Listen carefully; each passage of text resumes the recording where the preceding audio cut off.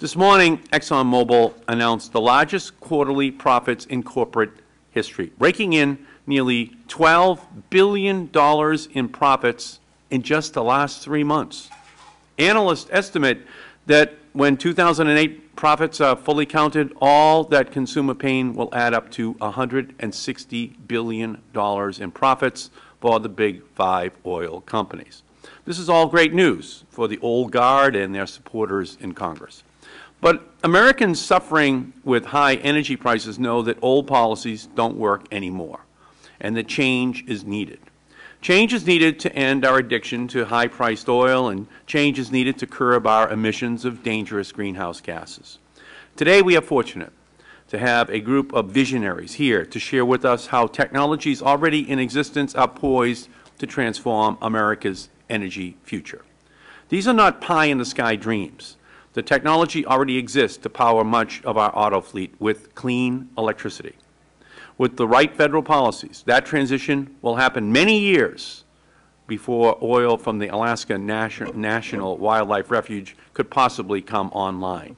Huge 10-megawatt wind turbines will churn out energy from deep offshore locations long before oil platforms possibly could. The creative thinkers of the world have been laying the foundation for this energy transition for years and even decades. All that remains in the way is big oil and the old guard protecting them. The American economy has a major leak. This year, more than $500 billion will gush from that leak and flow into the coffers of foreign governments. It is time to plug this growing hole and redirect these energy dollars from hostile foreign governments to blue-collar American workers. This will put millions of Americans back to work, rejuvenate the economy, and strengthen our national security. The term disruptive technology is one we will probably hear frequently today, and one that I encounter a lot in the telecommunications and Internet hearings that I chair. It represents a paradigm shift. It represents what is possible by working smarter instead of harder. It is what some of the visionaries here today have dedicated their careers to. But for some people, getting rich off the status quo, disruptive technology represents a threat. And from this group, we must expect a political struggle for America's energy future. We are comforted by the harsh reality that our planet is undeniably warming. This dictates that carbon-free renewable energy will inevitably win out. The question that remains is whether America will be at the forefront of this once-in-a-generation economic opportunity, or whether we will cede these benefits to the global leaders of tomorrow. This is going to be a very important hearing. I now turn and recognize the ranking member, the gentleman from Wisconsin, Mr. Sensenbrenner. I thank the Chairman. I'm going to do what the staff always fears, and that is ask unanimous consent that my opening statement get put in the record. Without objection, so ordered. And I'm going to talk extemporaneously. What you heard from the Chairman is a prescription for economic disaster for this country. And a lot of the debate on what we do about our energy problem, which everybody concedes exists, is an us versus them philosophy. And the Chairman has been one of the most eloquent proponents of us versus them, and we just heard about 5 minutes worth of that in his opening statement. The way we get ourselves out of the barrel that we're in now is not by taking anything off the table, but by the Congress acting in a leadership role to come up with market-driven, balanced energy policies.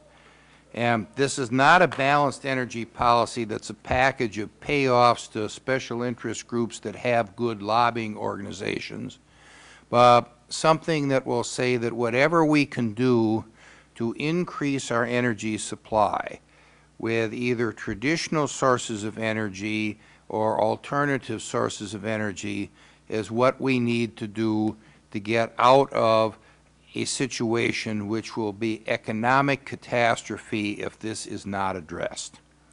And the reason I say that this has to be market-driven is that if Congress comes up with something that's more expensive than the current energy alternatives, the market's going to work, and Congress's regulation is just going to make less energy flow to our consumers and at a higher price.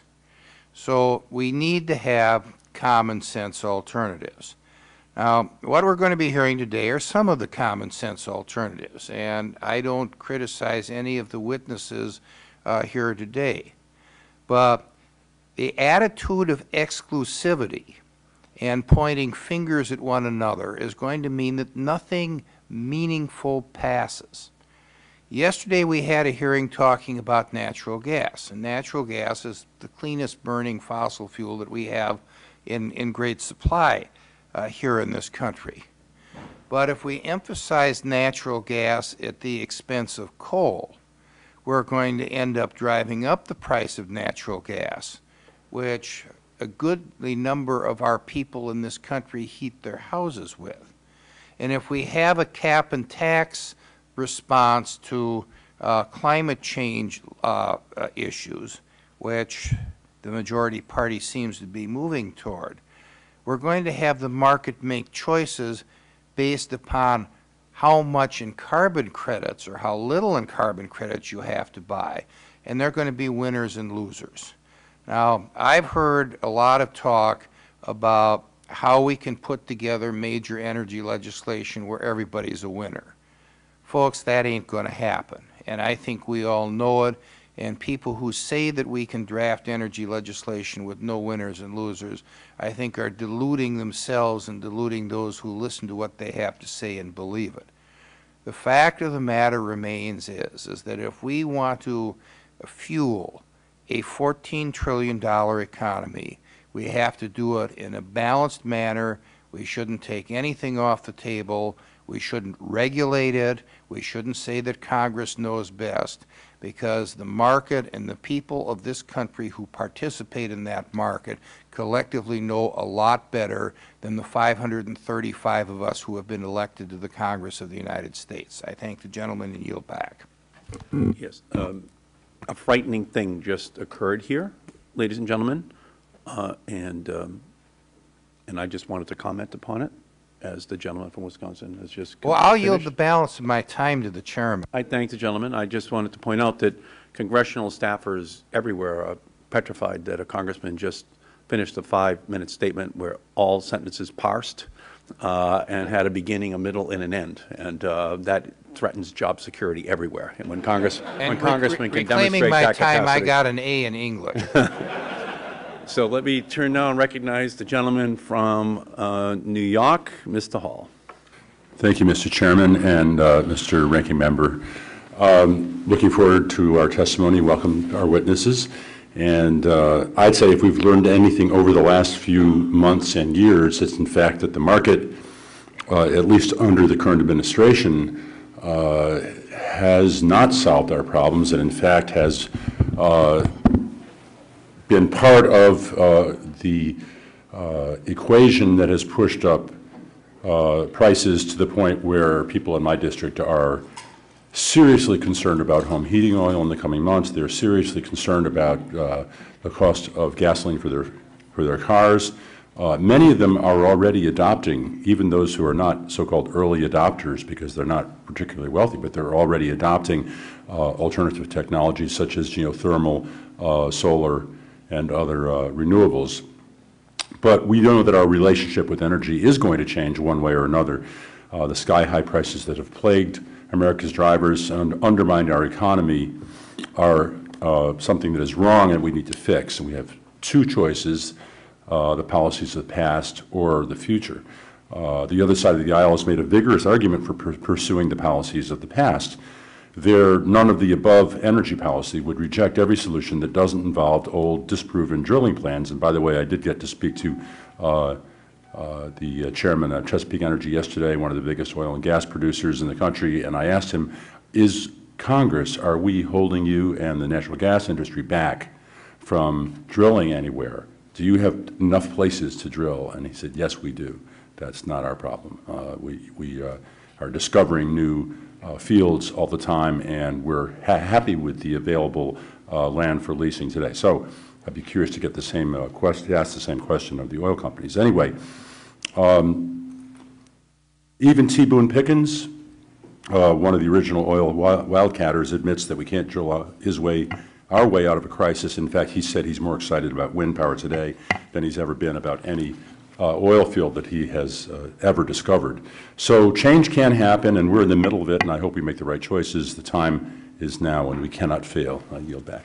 Thank the gentleman very much. And that completes the time for opening statements from members. We're going to turn to our very distinguished panel. Our first witness, Kathy Zoe, is the founding CEO of the Alliance for Climate Protection, a nonprofit organization pushing for broader education on climate change. She has extensive experience in the environmental and energy sectors. She has been profiled as a global warming warrior and hero by Rolling Stone magazine. We're honored to have you here. Ms. Zoe, whenever you're ready, please begin. Mr. Chairman, Ranking Member, Sensible members of the committee, thank you for the opportunity to appear today. And thank you for your continued leadership on this issue. Can you turn on your microphone? Is that possible? Thank you for your continued leadership on this issue, which is perhaps the most important challenge facing the country. As mentioned, I'm Kathy Zoe, CEO of the Alliance for Climate Protection, a nonprofit organization focused on solving the climate crisis and mobilizing millions of Americans through the We campaign. Our bipartisan board of directors is chaired by Al Gore.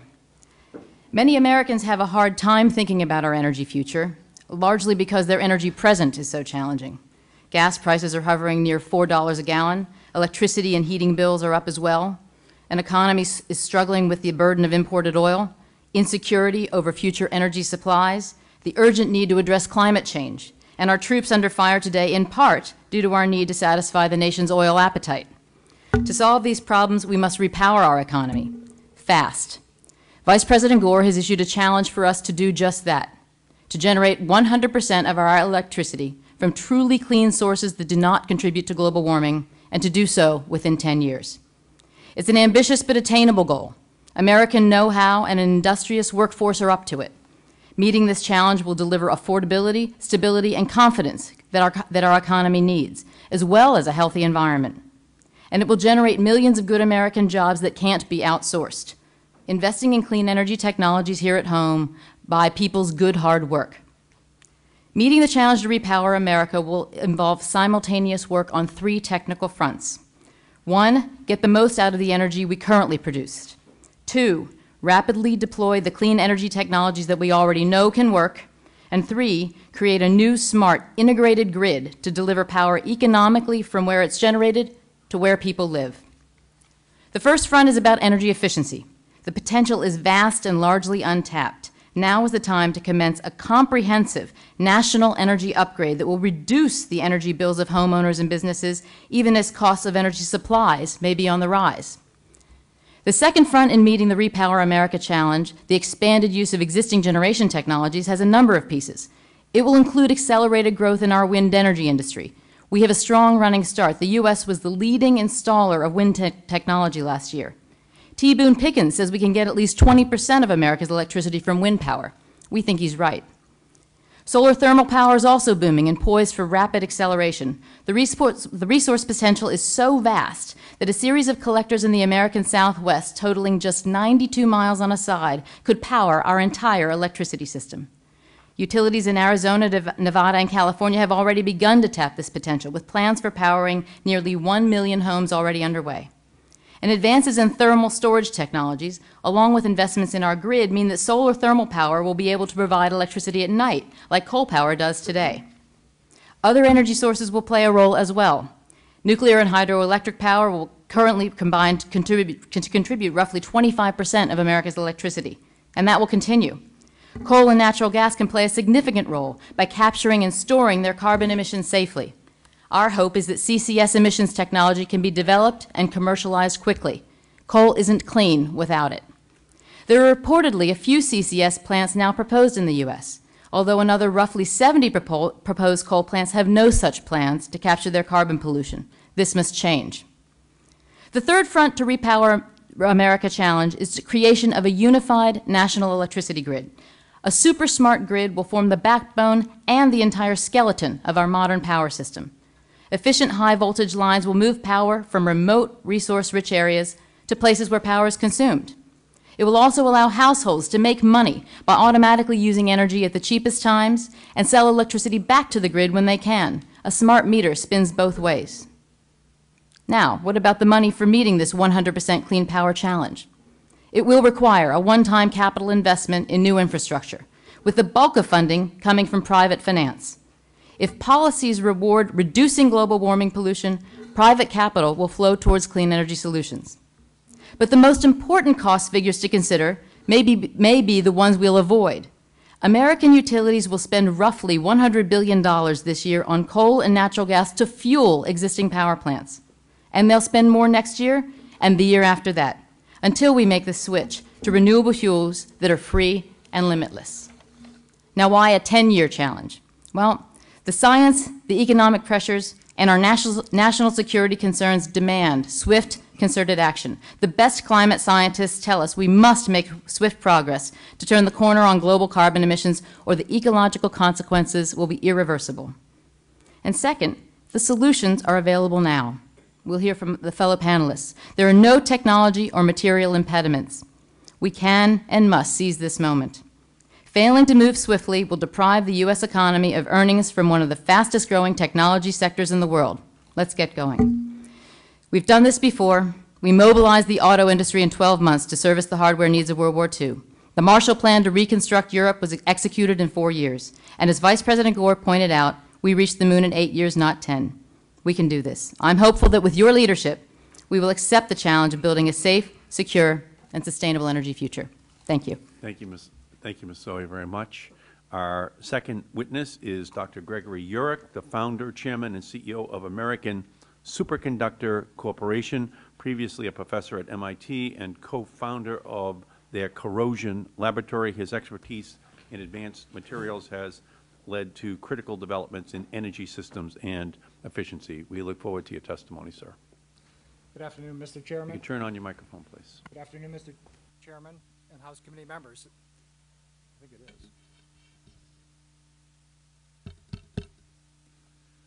Good afternoon, Mr. Chairman and House Committee members. It's a pleasure. No, it's still on. Let's try this one. Good afternoon. It's a pleasure and an honor to come before this committee and speak about the critical energy independence issues facing our country. If our nation is to continue to thrive, we must embrace new technologies that will increase our energy independence and strengthen our electricity infrastructure. American Superconductor is a leading provider of energy technologies for the power grid and alternative energy sectors. Before I proceed further, I would like you to ask you to examine the copper cables that are in my left hand here and the superconductor wires manufactured by my company in my right hand here. Similar wire bundles are available for you to be looking at, and they will be passed around. These few hair-thin superconductor wires carry as much power as all of this copper. Copper has been the way we have transmitted power since the days of Thomas Edison. In fact, many power cables in the U.S. grid are about a century old. I submit that we will not solve our country's difficult energy problems with 100-year-old technology. After 2 decades of development, superconductors are beginning to play a key role in powering our homes and businesses.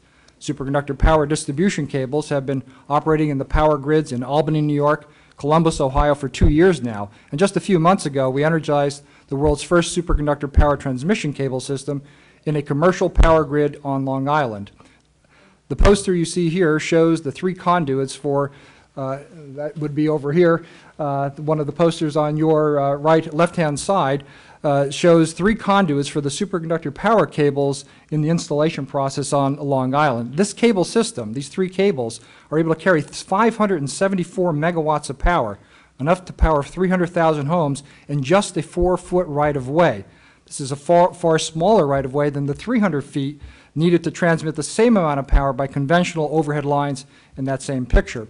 To put this all in perspective, you only need 7 of these electricity pipelines to carry all of the power that will be generated by Mr. T. Boone Pickens' first 4,000 megawatt wind farm. These electricity pipelines can and should be a part of our drive to energy independence and reduce power plant emissions. American Superconductor, with the support of Departments of Energy, Defense, Homeland Security, has led the world in the development of this revolutionary energy technology for more than 20 years. I'm pleased to report that during this period, American Superconductor has invested over $800 million in developing and deploying its energy technologies, over 2/3 of which have been from private financing. This collective private and public investment has produced breakthrough technologies that are ready to power our 21st century economy. Given the power density advantage you see and even feel when you actually feel these wires and cables, it's going to carry 10 times more power through cables of the same size made with copper. This is a tremendous benefit for our cities where power demands continue to rise rapidly and underground real estate is severely congested. Grid modernization with superconductor cables and other energy technologies, including advanced power electronic converters we also manufacture, will provide the capacity needed for the wide use of plug-in electric vehicles. They also will reduce the likelihood of blackouts such as the one that hit the Northeast in 2003. In addition, superconductor cables can add a layer of defense in the grid to protect our centers of commerce from severe weather or intentional acts of destruction. The superconductor cable project we are currently working on for Consolidated Edison's grid in New York City, for example, is the first leg of what will be the Internet of Power in Manhattan and cities around the U.S. Superconductor technology is also being applied in a significant way to zero-emission wind-generated electricity. We have, in fact, begun work on a program to effectively double the power capacity of today's wind turbines utilizing the power of superconductors. The largest wind turbines on the market today are rated at 5 to 6 megawatt. The generators in these turbines are massive, weighing hundreds of tons. In fact, they're so large you cannot even carry them over the roads. Superconductor technology is able to break through that by using this power density advantage to shrink down the size of the generators so that we can actually migrate over to 10 megawatt wind turbines. The impact, to put this in perspective, a single 10 megawatt turbine could provide electricity for thousands of homes and eliminate 15,000 tons per year of CO2 generated by the mix of fossil plants in use today. We'll soon be taking the next phase of this project forward, which are to design the complete wind turbine and then build and test a prototype before commercializing the wind turbine.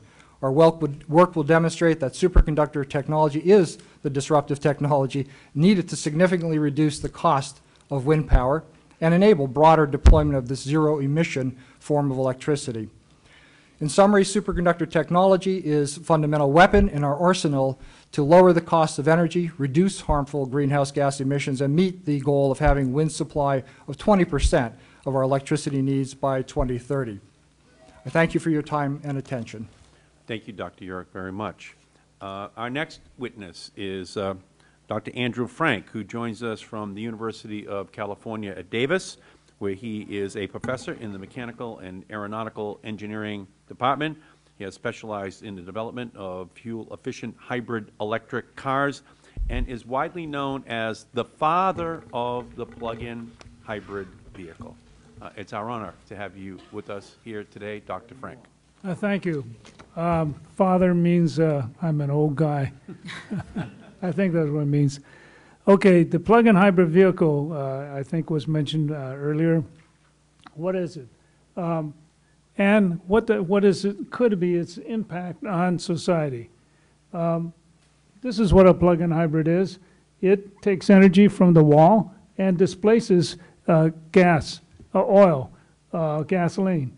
And if you do it right, you could take 90% of the energy to drive a car on an annual basis from the wall and only 10% from gasoline. Does that mean we're going to put the oil companies out of business? I don't think so, because oil is still a very important commodity worldwide, and the issue is we can use oil for other things. But the most important things, once we shift from using oil to electricity, we can go to using solar, wind, and biofuels to power our entire fleet. We can't use biofuels to power our fleet today because we use too much of it. But when you use this kind of thing, you're displacing oil 90% with electricity, then that 10% can be supplied by biofuels, and we have enough land to do that. Now, what is this impact in the future? Here's a little issue of the price of, this is for the price for a tank of gas, essentially. If you don't go to something like plug-in hybrids, the price of gasoline is going to continue to go up, and And there's no doubt about that. You could be pessimistic, you could be optimistic, it's going to go up. But with plug-in hybrids, we can level the cost, and we can begin to bring it down with solar and wind. Current movement in plug-in hybrids is already movement. General Motors, Ford, all the car companies are thinking about it. They're moving much slower than we need. But the most important thing is new car fleet cannot replace cars and make them into plug-in hybrids fast enough to do any good for our country. It'll take 20 years to displace our fleet, to get enough cars out there to displace oil. By the way, the key is not oil fuel efficiency. The key is oil displacement. I see Mr. Sensenbrenner left, but what we want to do is displace the use of oil for energy and not displace the use of oil. The oil could be used for other commodities, like this right here is made out of plastic. That's what we should be using oil for. This is what we should be using coal for. As a matter of fact, we can use oil and coal to replace 2x4s. And if we did that, we'd save the forest too. So let's let the oil companies pump, but let's not use oil and coal for combustion. This is the key. So how do we accelerate? Oh, one quick thing. There are all kinds of plug-in hybrids. Plug-in hybrids can range from 10-mile all-electric range to 60 miles all-electric range. And I've built cars all along the range. If you have a plug-in hybrid that only has a 10-mile all-electric range, that kind of car may displace only 10% of the oil and with electricity and be 90% oil. But if you use go to 60 miles, that will give you a car that will displace 90% of the gasoline used with electricity and use only 10% on an annual basis. And that's the key difference. This is a range of plug-in hybrids out there. And General Motors actually is building the Volt, which is on the right-hand side, and the View, which is on the left-hand side. Oh, how do we accelerate plug-in hybrid introduction? This is the key. We have to accelerate. So what we need to do really is to focus on legacy vehicles and modify those, as well as focus on new vehicles, because a new car fleet cannot give us the displacement of oil fast enough to counter the rise in the price of oil. That's the fundamental. But beyond we have also an improvement in the grid. The plug-in hybrid can improve the grid because it represents energy storage. Our electric system, as pointed out by a previous speaker, hasn't changed since Edison. And this is a possibility for change. Once we have a plug-in hybrid, it has energy storage capability, and we can improve the grid by almost 50% because we no longer need peaking plants. And this is the key. So finally, how are we going to accelerate? I formed a company with patents from UC Davis, and we'll work with government and industry to try to move this plug-in hybrid as fast as we can but you know, no matter what we do in this country, we are only one of, we may be the major consumer, but don't forget that China is consuming almost as much as we are, and they will exceed us in the next few years. This is a worldwide problem. This is not only this country. We should be the leaders, and that's where we're going. And the most important thing is we need government support. Right. Thank you, Dr. Frank, very much. Our next witness is Dr. Ari Patrinos. He is the president of Cmte Genomics, a private company that uses genomic solutions to address global energy challenges. He previously played a historic role with the Human Genome Project and then was director of the Department of Energy's Office of Biological and Environmental Research. We thank you, sir, for being here. Whenever you're ready, please begin. Thank you, Mr. Chairman, and I'm honored to speak before this select committee representing Synthetic Genomics, a company that was started by my colleague Craig Venter, a pioneer in the field of biology, and dedicated to providing genomic-driven solutions for our energy and environmental problems. We are obviously at a very important crossroads with respect to the challenges we face in energy and climate change. And we have daunting energy and environmental problems. As an example, we import about 600 million tons of crude oil every year, essentially last year, and mostly from politically unstable parts of the world. Moreover, the Intergovernmental Panel on Climate Change tells us unequivocally that the climate system is warming, as is now evident from observations of increases in the global average temperature over the oceans and land and in the air, and that CO2 and other greenhouse gases are responsible for this climate change. There have been some encouraging signs recently, like the G8, for example, agreeing to have emissions by the year 2050, which was a first for the Bush administration. They didn't say exactly which emissions they will have, but at least it was a step in the right direction. The EPA just this month issued a report claiming and explaining how climate change could have deleterious effects on human health, another very significant first. And ongoing, and I'm very honored to be involved in, is a National Academy of Sciences study on America's energy future, which has climate change and energy security as its principal drivers. We need to change the ways we produce and use energy, and we need to accomplish a net zero carbon emissions into the atmosphere. That does not mean that we can't burn coal or other fossil fuels. It just means that the CO2 that's emitted needs to be sequestered, or better yet, converted, as I would say, into a renewable fuel, which is one of the revolutionary disruptive technologies that we believe we will accomplish. As the committee believes, we also know that there is no silver bullet with respect to solving this problem. It's more a silver buckshot, and all technologies need to be improved. Even if we make significant improvements, it would be difficult to remove about 100 billion tons from our economy over this particular century. However, advances in genomics, we believe, and specifically synthetic genomics, which is the field that Craig Venter pioneered, is in fact one of the real game changers that can help us accomplish this goal. Dr. Venter and his team have pioneered this field and will lead to the design and synthesis of microbial systems that can provide superior capabilities in converting various feedstocks into biofuels. Recent research by Dr. Venter and others have uncovered an incredibly diverse microbial world that was heretofore unknown.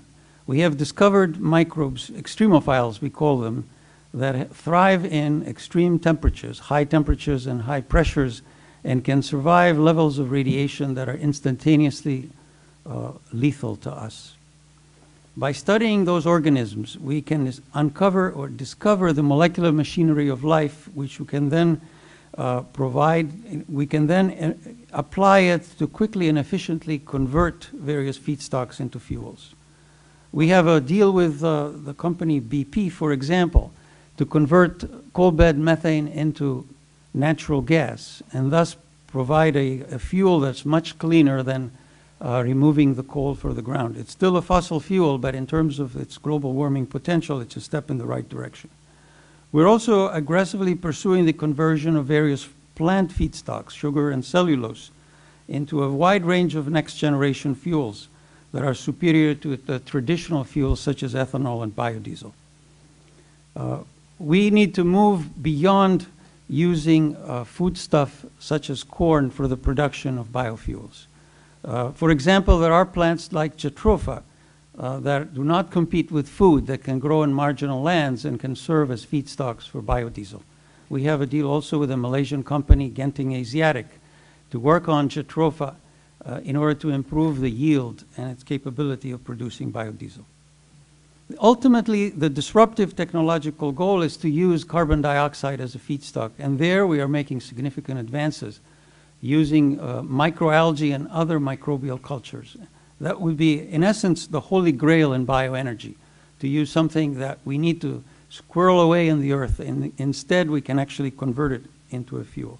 We recognize that there will be problems scaling up in order to replace or challenge the existing infrastructure, like, for example, 21 million barrels of petroleum that we process in our infrastructure here in the U.S. every day, or 2 trillion cubic feet of natural gas every month.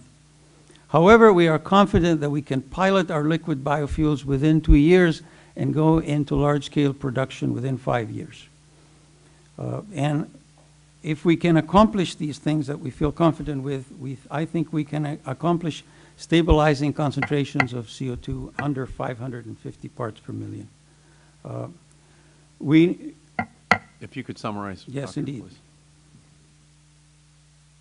We advocate essentially the level playing field with respect to biofuels, the removal of tariffs and subsidies that distort the marketplace, as well as sensible regulations for the synthetic biology and synthetic genomics technology that we have developed.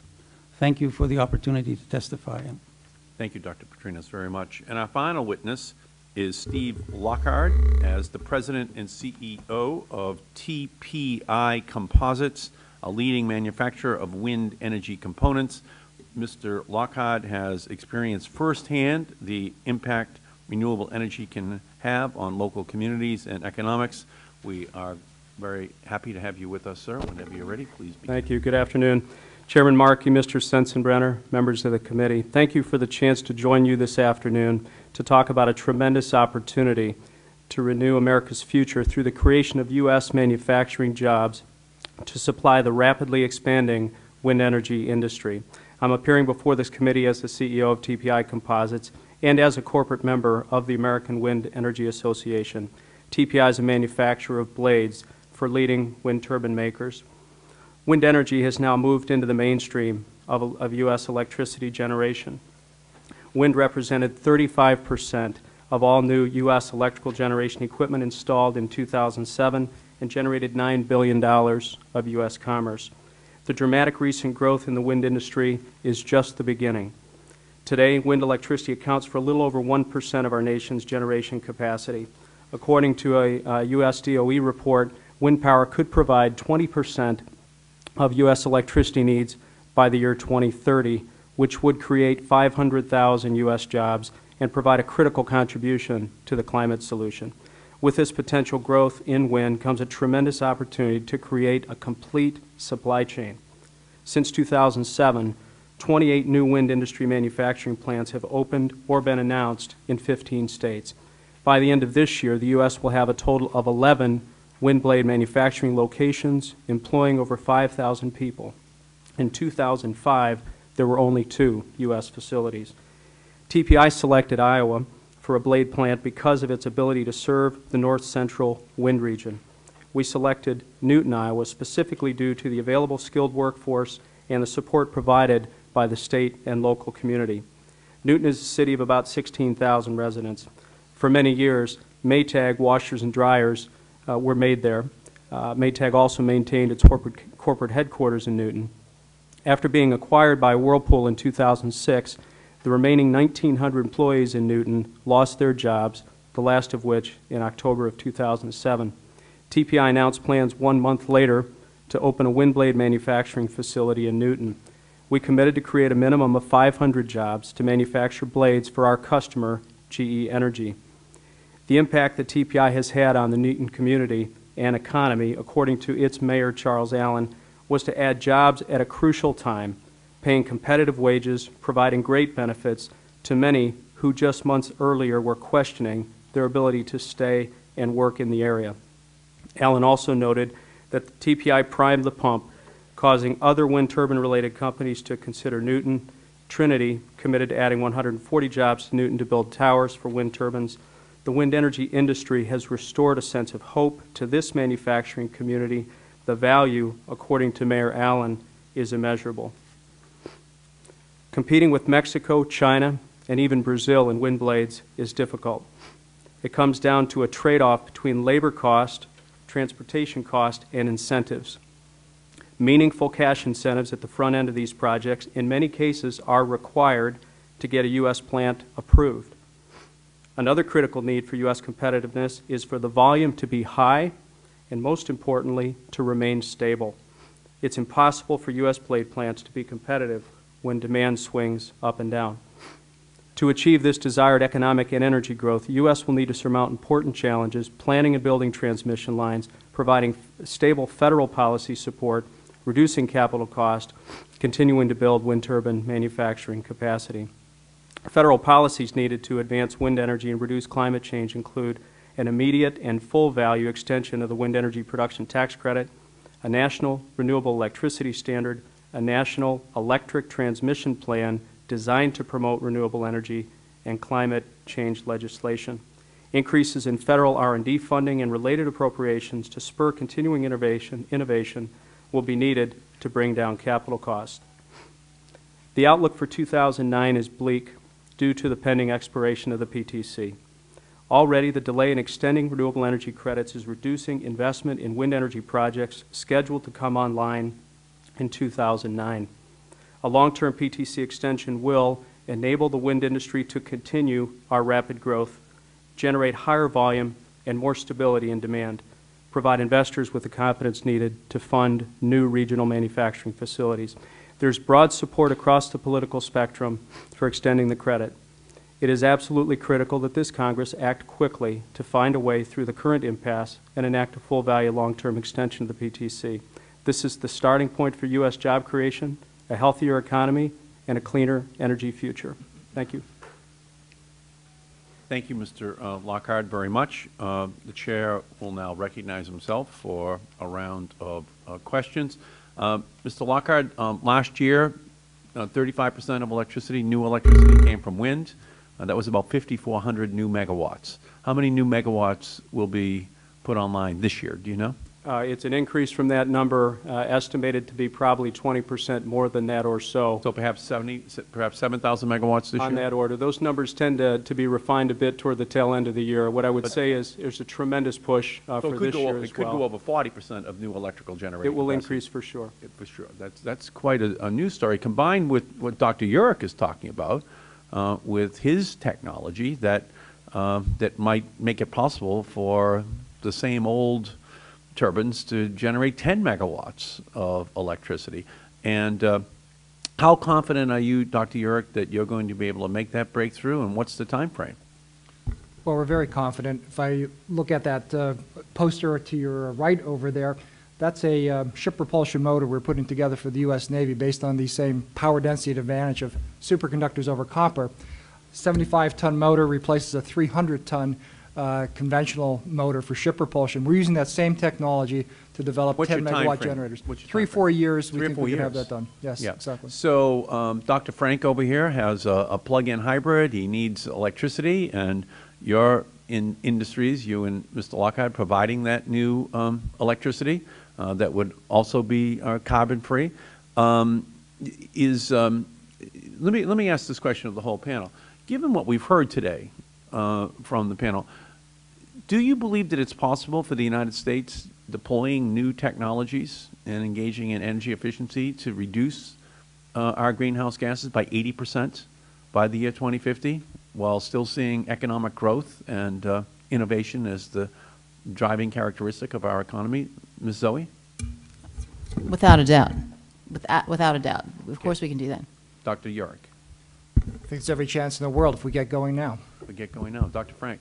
Well, you know, it's possible, but it cannot be done without energy storage, electrical energy storage, and that's what the plug-in hybrid really represents. By the way, electricity... Well, if we adopt your ideas, can we get an 80% reduction? Yes, we can. All right, that's the key. Dr. Petrinos, please, quickly. Absolutely, and much sooner than even our most optimistic prediction. And again, your company is the one that basically cracked the human genome. I mean, Dr. Venter and yourself are the key to making that huge breakthrough that would have been incomprehensible just 10 or 15 years ago. Indeed. Mr. Lockhart. We're happy to see wind contribute to 20% or more than that in that time frame. Or more. Do you think that's a conservative number, Mr. Lockhart? I think there are major issues in the wind energy space to get to 20%. Transmission is a significant issue. There's a number of issues we need to address together, assuming we address those in a big way. There's limitless potential for wind. The question is getting to work on some of the big constraints to 20%. We've identified those constraints, And I Let me think come we back need to to get to work. you. Let me come back to you, Ms. Zoe, talking about solar, and you made a mention of it. Can you talk a little bit about that and the role that you believe that can play in solving this greenhouse gas problem? I mean, the world is our oyster, both with solar thermal, which we can put in the really sunny places in the Southwest that I mentioned, but also photovoltaics. I mean, I live in Silicon Valley, and just about every week a company has a new announcement about a way to make solar photovoltaics that convert sunlight directly to electricity more efficiently. They're now making it in rolls where they can roll out 100 feet at a time, these sheets of solar, which you can put anywhere. There's a company up in Boston, Evergreen. The Germans just bought their entire production capacity for the next 4 years, 160 megawatts of photovoltaics per year for the next, and the Germans bought it. You know, so which is a shame. This should be happening more and more in the United States. And what's the roadblock to that, Ms. Zoe, in your opinion? Well, we do need, one of the reasons that I talked a lot about the super smart grid is that we do need to be able to get the power from where it's generated, often in remote places, to where it's consumed, often in big cities. Investing in that super smart grid is something that's important. And the storage technologies that were mentioned by my co-panelists. But again, that is all doable and within our reach. Well, let's go to you, Dr. York. You're the expert on electrical transmission issues. What's the obstacle? What's the biggest obstacle in ensuring that we get the change in the electrical transmission system that we need in our country? Well, I think these superconductor electricity pipelines are really ready to break into the marketplace on their own. Utilities really need to start investing in this, and that is about to happen. But we need to push across that last 10 yards to get across the goal line in demonstrating this technology for broader use. Well, I've been working with you for 20 years now, Dr. York, on this issue. Do you think we're at that point right now? We're definitely at the tipping point. Again, we have cables operating commercial grids in Columbus, Albany, Long Island. We're about to go into Midtown Manhattan. So we're really at that tipping point. We just need to get across that goal line, and I think that's going to happen in the next couple of years. So that'll become available as electricity pipelines to move that power through the grids. And in conclusion, how much are utilities still fighting you on this? I don't mean Long Island, but I mean across the country. Do you think there's yet an acceptance of the need for change to redo this grid? Oh, I absolutely believe that the utilities are not fighting it. It's a matter of adoption of new technologies. And so the help that we've gotten from Department of Energy and Defense and Homeland Security over the last years has helped bring that technology out of the lab to the marketplace. We now just got to get across that goal line. They're ready to go. Well, over the years, I've worked with you on the military adoption of it, but you now think it's ready for the commercial. Absolutely, Okay, and the that's utilities are now working with us on commercial quotes, in fact, so I think but you know, it's about to get going. Thank you, sir. Gentleman from Arizona, Mr. Shattuck. Thank you, Mr. Chairman. I apologize for arriving late. Had I gotten here on time, I would have welcomed Steve Lockhart. I used to represent a part of Scottsdale where his company is located. However, they took that little piece of Scottsdale away from me, but nonetheless, he is from the Valley of the Sun, and I welcome him here and thank him for the work his company is doing. I want to say, Mr. Chairman, this is a very impressive panel, and it continues to encourage me when you look at the technological breakthroughs we are making and that we are on the verge of. It is indeed very encouraging, and I have enjoyed the education I've gotten here. I've got a number of questions, but I want to begin with one, Mr. Lockhart, that kind of goes to the point you made. I want to compliment you for the jobs you created, the story you told about the plant. I presume your blades are on the windmills that I pass as I drive to either San Diego or Los Angeles from Phoenix and go through those fields of windmills? Some of them, more recently in West Texas, but yes. Well, keep it up. It's good work. I'm very, very pleased to see you say it. But I want to build on a point you made. You talked about the very critical importance of renewing the wind energy production tax credit. As you know, as you pointed out, that expires this year. We also have the solar energy production tax credit or investment tax credit, which also expires at the end of this year, and which tragically just today, Arizona Public Service Company announced that if the tax credit is not renewed very, very quickly, they're losing capital and they may have to abandon the Solana project, which is the largest solar energy project in the world. I'm willing to bet that every single person in this panel will agree with me that it is critical that Congress renew those tax credits and do so immediately, and that every day we delay causes us to lose capital. Would you agree, Mr. Lockhart? Absolutely, and we do support, as part of AWEA, not just wind, but the renewable sector in terms of support of the tax credit. It's an important level of the playing field. Policy stability is critical, and we're without it right now. I just met with the Arizona Solar Energy Industry Association, and they talked about something I hadn't thought about, which was even the delay is driving capital away and doing material damage right now. Nobody, I take it, would disagree with that.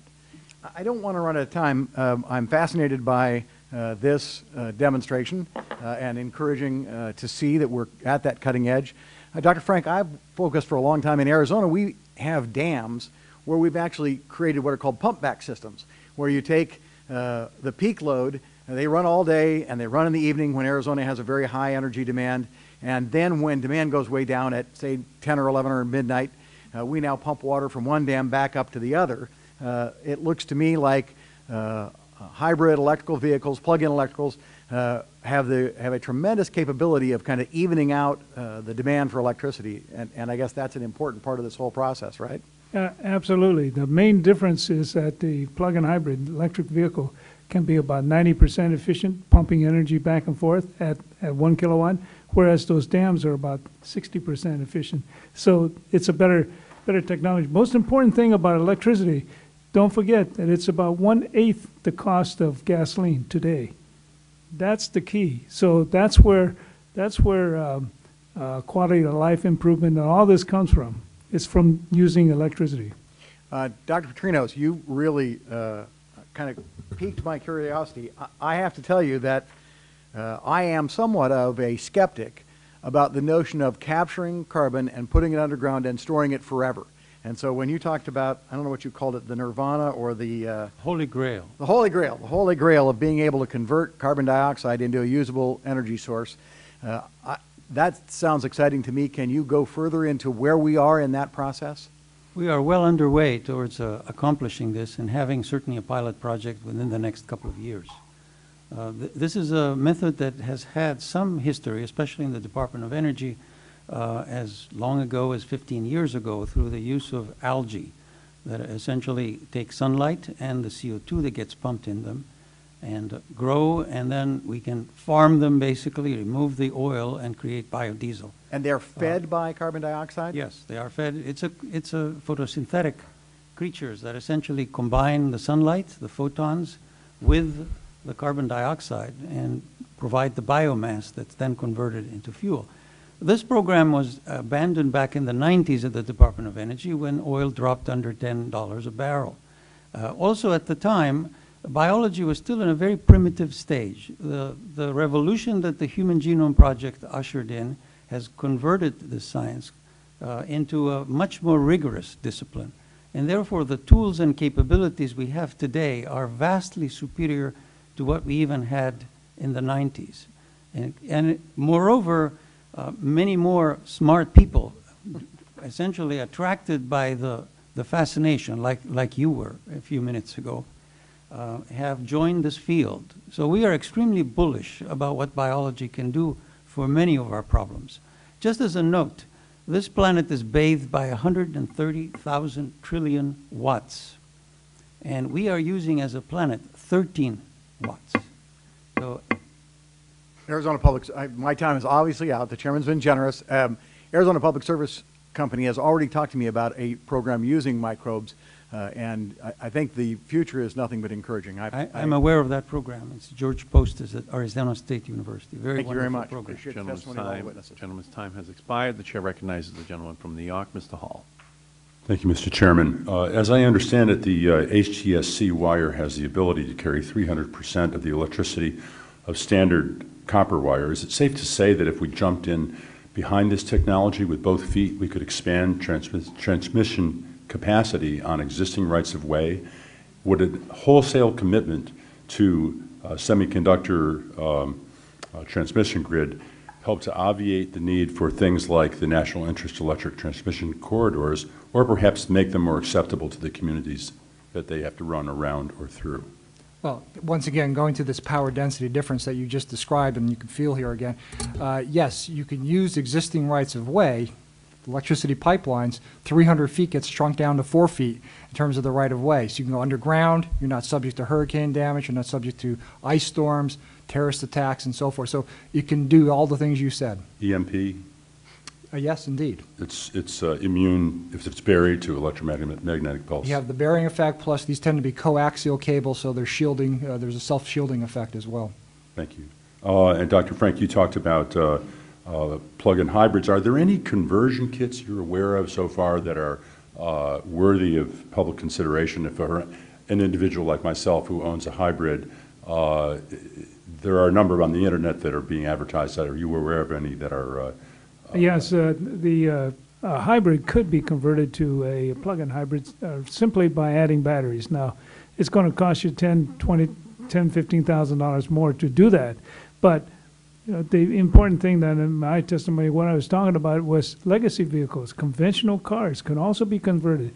There are no companies doing this in volume today. It can be done. And that will be important considering the time it'll take to switch our existing fleet over. Absolutely. So this is the most important thing, is to get those legacy vehicles converted to using electricity. And if someone were to produce a patent for a battery that that could carry a vehicle on all electric charge before it started to use the gasoline, 1,000 miles or more, that would be considered to be a breakthrough, I would say. No? Well, it would be a huge, but that's not in the cards as far as we can see. You might be able to get 60, 70 miles on electricity, but to go much more than that. Tesla talks about 200 miles, but one of the biggest things about the Tesla car is that they don't tell the whole story, that they talk about high acceleration and high range, but you can't have both.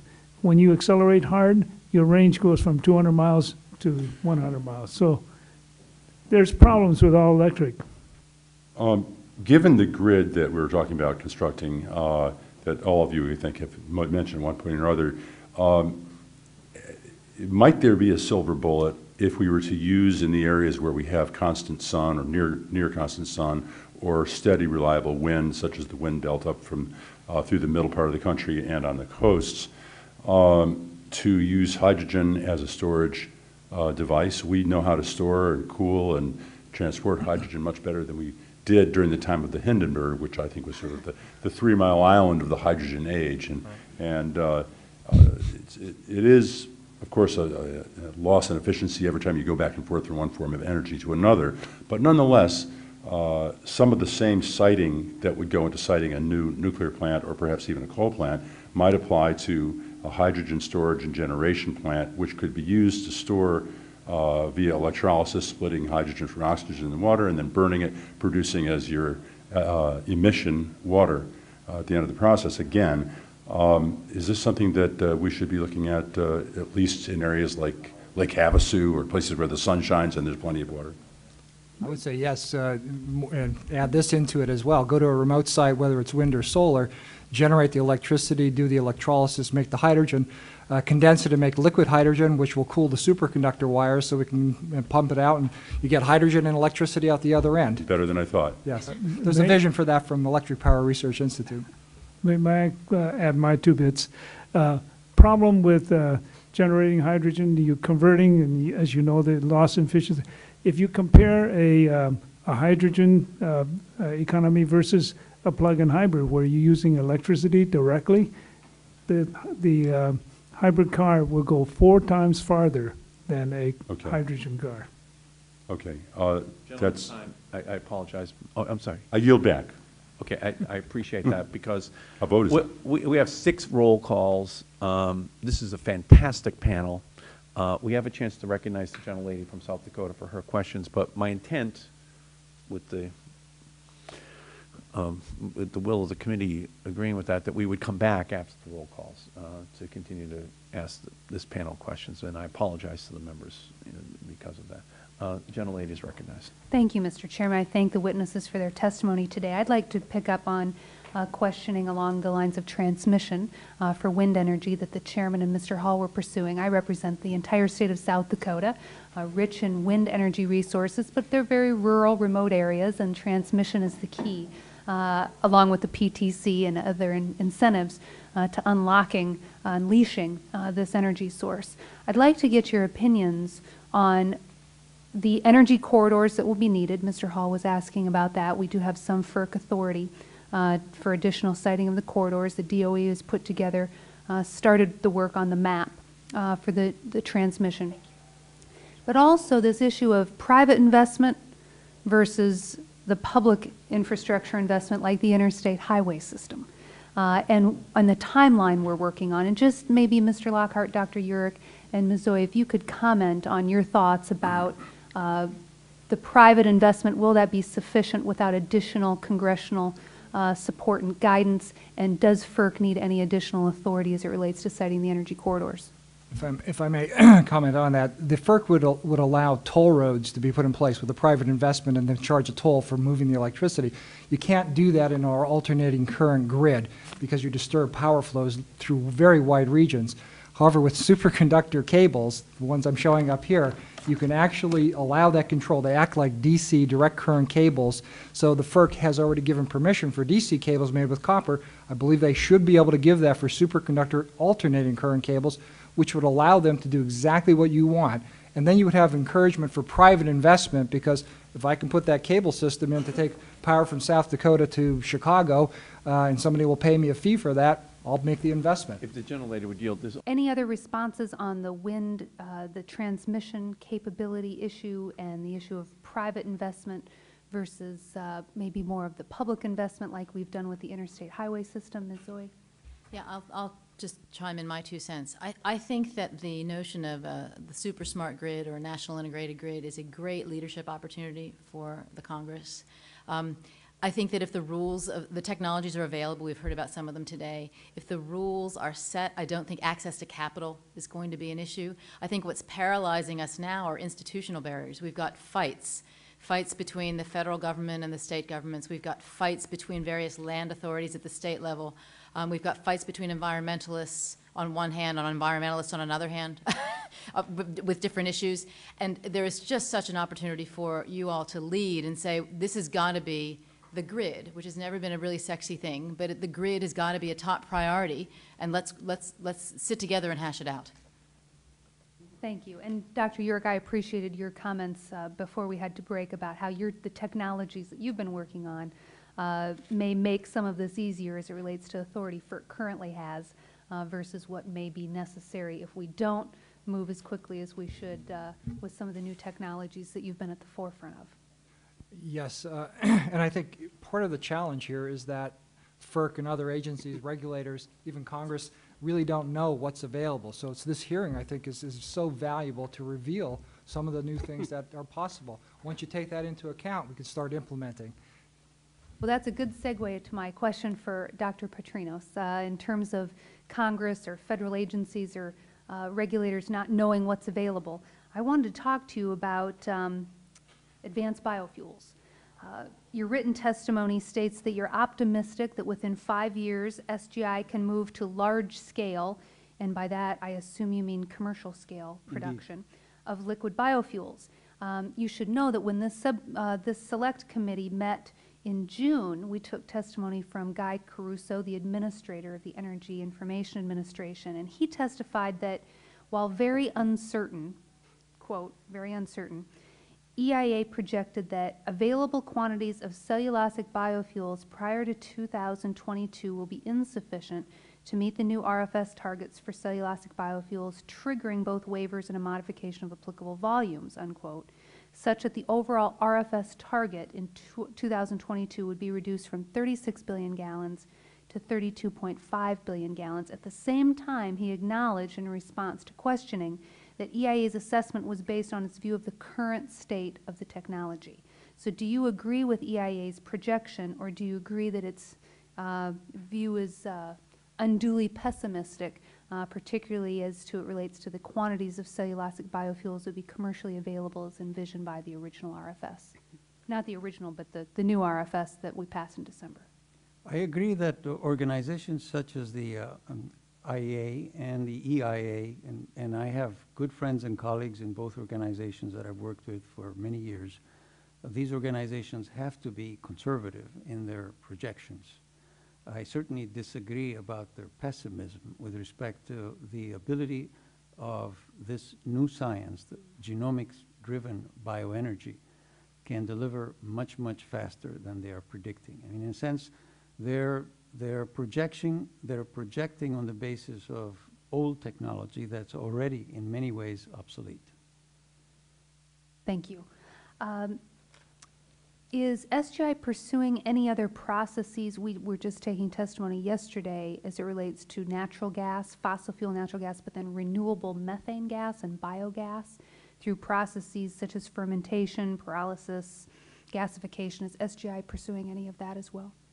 I mentioned this partnership that we have with the oil giant BP, where we are investing considerable time and effort in understanding the processes by which methane is produced in coal beds. Most of the methane in coal beds is produced biogenically. It's essentially microbial communities that chew up the coal deep in the earth and produce methane, which we then can pump out. Understanding how this happens can give us opportunities to add amendments or make other changes that can certainly stimulate the production significantly. We estimate that even 1 or 2% improvements in the yields could be translated into billions of dollars. And certainly it is so much better to convert the coal into methane and burn methane as opposed to digging out the coal and burning that. In terms of its greenhouse warming potential, it's 10 times better when you factor in all the processes involved in producing CO2. I thank you for that. And one of the areas, and I appreciate, especially given some of my neighbors up there in the northern Great Plains, like North Dakota and Montana and Wyoming with the vast coal reserves, one of the things we focus on in South Dakota is the issue of with dairies, with large hog farms, and then of course in some of the cities it's the municipal waste, where we can find renewable biogas available. I see my time has expired, so I will submit any other further questions I have for the record. I'd be delighted. Thank you, Mr. Chairman. And if you want, we might have more time for additional questions. The chair recognizes the gentleman from Washington State, Mr. Inslee. Thank you. Ms. Zoy, thanks for your organization's great work and the Vice President's leadership. We're impressed by his work, even though he hasn't won the Heisman Trophy yet. He's got one more to go. I wanted to share with you kind of a delightful comment I heard, or disturbing. I was talking to some radio person the other day, and the question was, what do you think of Al Gore's, timeline, 10-year timeline? And David Freeman, who's done some great work on efficiency in California and a whole bunch of other things, I thought I had the right response. He says it's not Al Gore's timeline, it's Mother Nature's timeline. That's who set the timeline. And I thought that was really a good way to approach this issue, is that we really don't have a choice. Failure is not an option. And you might want to quote Mr. Freeman sometime. It's a great line. So. Oh, it is a good line. I've got it. I wanted to ask about, we're in this debate about offshore drilling, whether to open up some offshore drilling areas.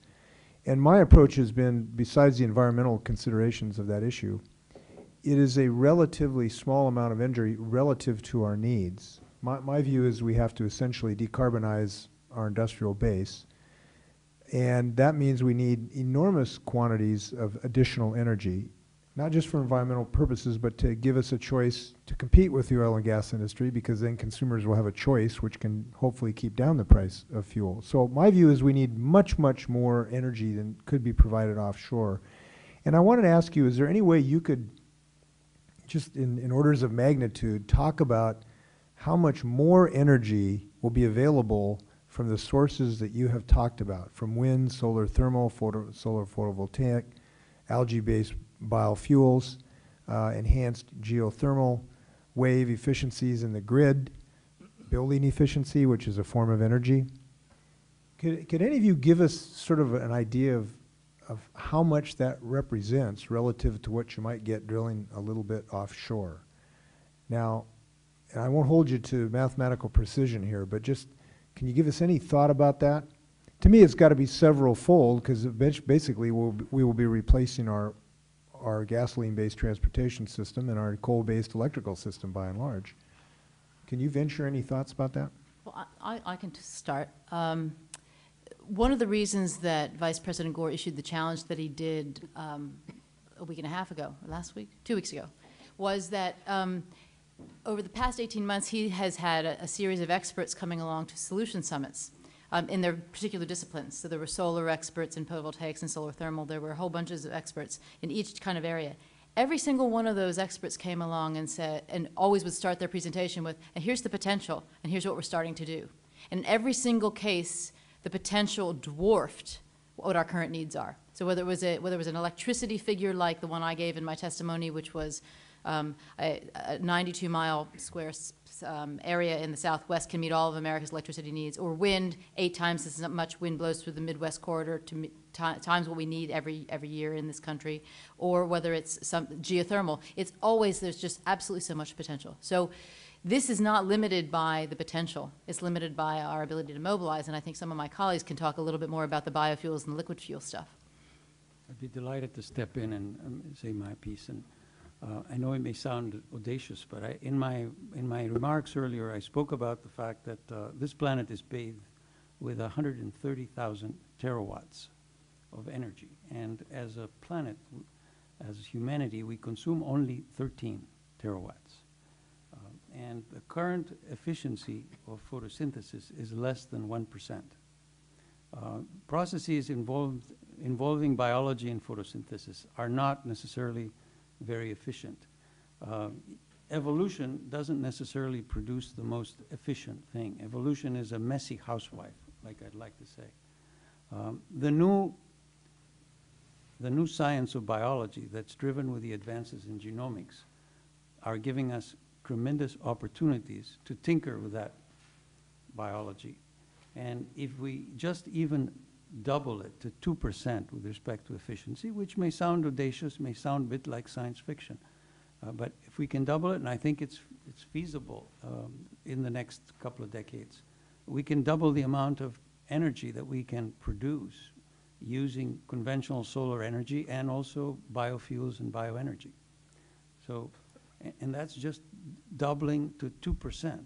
So there's plenty of energy there that we can harness with the technologies that we currently have and the technologies that are in the pipeline.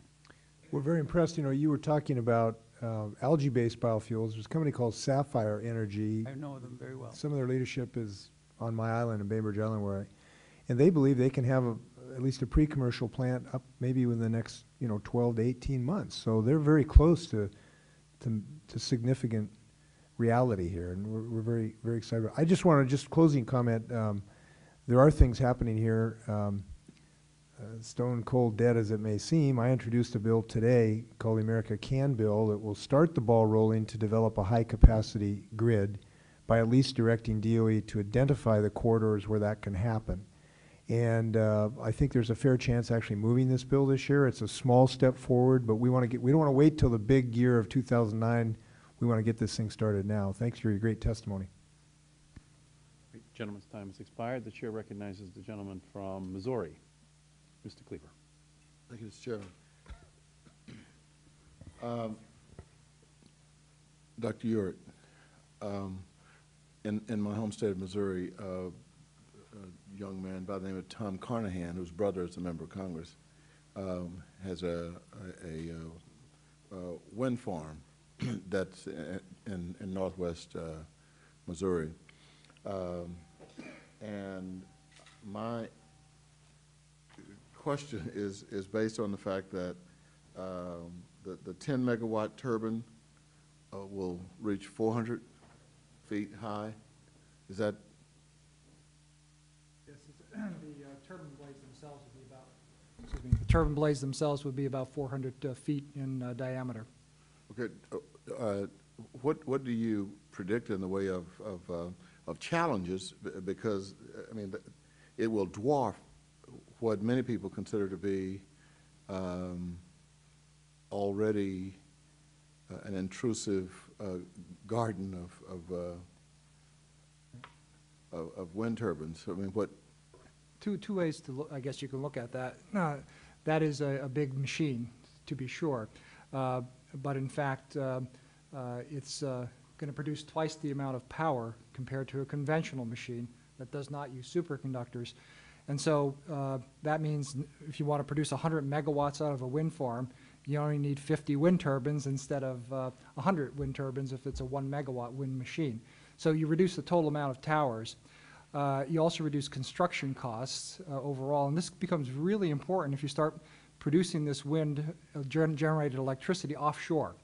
There's a tremendous amount of wind offshore. It's going to be a tremendous natural resource for the country to tap into, and construction costs go way up. So this is a real advantage, reducing construction costs. How many homes could actually receive power, potentially, from one? Right, from one 10 400 megawatt machine, you would approximately 3,000 homes.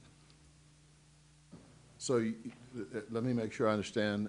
You're saying that in terms of, you know, the things that not in my backyard kind of thing, we've seen this happen already in some places we didn't think it would happen in the Northeast area here in Massachusetts. I don't want to go into details. I am a Democrat, but you know, you're saying that we'll have fewer. They will be larger, but the fact that we'll have a fewer would generate less hostility.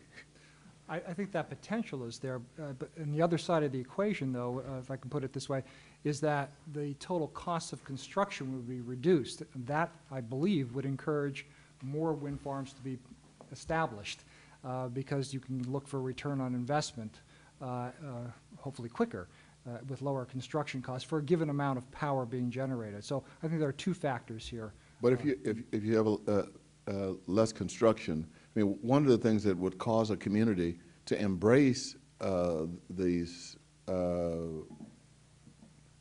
wind farms, 400 feet high, is the fact that it creates jobs. I mean, if there is an economy created around it, I mean, it's amazing what people can, the adjustments people can make if it enhances their standard of living.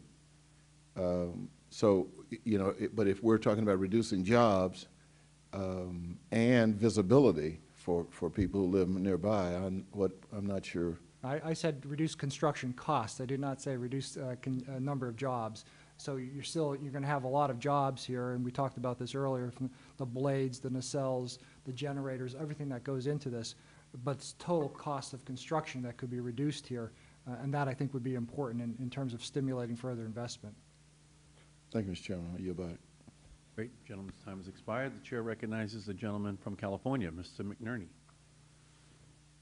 By the way, this is unprecedented that this many congressmen came back at 4:30 in the afternoon in order to hear a panel. Okay, this is it's a tribute to the quality of the witnesses. Well, thank you, Mr. Chairman. And the reason I came back is because I'm fascinated by this. It's a passion. It's a direction that our country must and will go in.